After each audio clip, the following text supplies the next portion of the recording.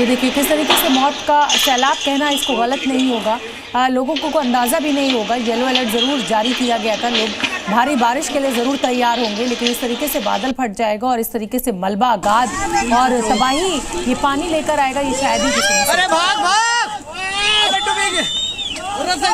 लगातार बार ये तस्वीर हम आपको दिखा रहे हैं कि किस तरीके से कीचड़ में ये व्यक्ति फंस गया है। उठ के चलने की कोशिश कर रहा है लेकिन चल नहीं पा रहा है, क्योंकि नीचे पैर जो है वो धंस जाते हैं और चिपचिपी मिट्टी होती है, इसमें आसान नहीं होता है चलना।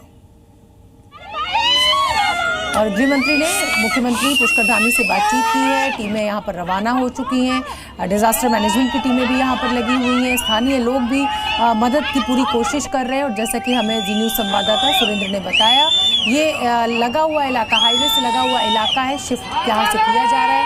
सभी जो सेना के और पैरामिलिट्री फोर्सेस के जो अस्पताल हैं उनको खाली करा लिया गया है, ताकि आपदा की स्थिति में जो ज़रूरतमंद है उनको जल्द से जल्द मदद पहुँचाई जा सके। ये देखिए तस्वीरें बार बार दिखा रहे हैं हम आपको, और किस तरीके का ये सैलाब है, किस तरीके से ये इमारतों को अपने साथ बहा कर ले गया, ये साफ साफ बयान हो रहा है इन तस्वीरों में।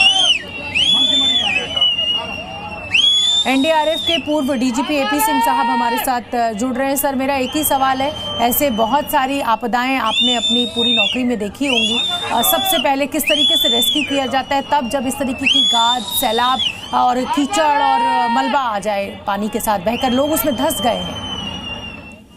देखिए, फ्लैश फ्लड या क्लाउड बर्स्ट, जो बादल फटने से जो फ्लड्स आते हैं, उसका सबसे बड़ा कारण यह है कि अगर 6 घंटे के अंदर अगर काफी हेवी बारिश हो रही हो, बहुत भीषण बारिश हो रही हो, तो उसके 6 घंटे के अंदर ही ये होता है। और ये यूजुअली जो है वो क्लाउड से एक कुमुलस क्लाउड से बंधा रहता है, और कभी कभी थंडर स्टॉर्म भी होता है, और इसके कारण ये होता है। अब सबसे बड़ी चीज है, इन सब चीजों में एक रैपिड लोकलाइज्ड वार्निंग सिस्टम होना चाहिए और इमीडिएट रिस्पांस सिस्टम होना चाहिए। लेकिन सबसे बड़ा चैलेंज जो होता है, जो आपने स्वयं कहा कि मलबे बहुत आ जाते हैं नदी से, और इस केस में भी, उत्तराखंड के केस में भी मलबा आ गया, उससे ग्राउंड जो वहां का है वो बहुत ही अनस्टेबल है। इसलिए रेस्क्यू ऑपरेशंस में बहुत चैलेंजेस आएंगे और रेस्क्यू ऑपरेशंस में दिक्कतें होंगी।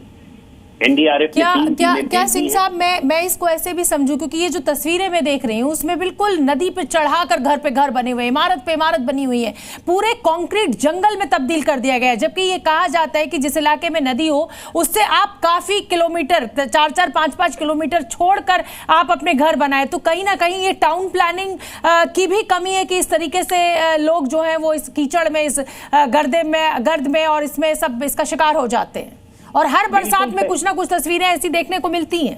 आपने बिल्कुल सही कहा, जो अनरेगुलेटेड डेवलपमेंट हो रहा है, इसी का कारण है कि इंफ्रास्ट्रक्चर का कोलैप्स हो रहा है। आपने हिमाचल प्रदेश में भी देखा कि हिमाचल प्रदेश में जो 4-5 जगहों पे, शिमला में, मनाली में, कुल्लू में और मंडी में, इन सबों में जो फ्लैश फ्लड या फ्लड आया, उसका सबसे बड़ा कारण यही था कि अनरेगुलेटेड डेवलपमेंट हुआ, जिसके कारण उनका सारा इंफ्रास्ट्रक्चर कोलैप्स कर गया। पावर की सप्लाई खत्म हो गई, कम्युनिकेशन की सप्लाई खत्म हो गई, रोड्स के नेटवर्क खत्म हो गए, खैर रेलवे तो उतना नहीं है, और इन सब कारणों से 100 से ज्यादा लोगों की मृत्यु हो गई, और रेन रिलेटेड जो डेथ्स हुई वो भी काफी हुई। तो आपका कहना बिल्कुल सही है कि इसमें जो हमारा क्लाइमेट चेंज हो रहा है उसका बहुत बड़ा कारण यही है कि हम अनरेगुलेटेड डेवलपमेंट कर रहे हैं, और खासकर उन क्षेत्रों में जैसे पहाड़ी इलाकों में, जो हिमालयन रेंज के बिल्कुल, और पहाड़ों पे लकड़ी के घर बनने चाहिए। ये कंक्रीट जंगल खड़े किए जा रहे हैं, यहाँ पर कंक्रीट वजन ले नहीं पा रहे हैं पहाड़, लेकिन कोई इस मानने को तैयार नहीं है, कोई समझने को तैयार नहीं है। खैर सिंह साहब, बहुत बहुत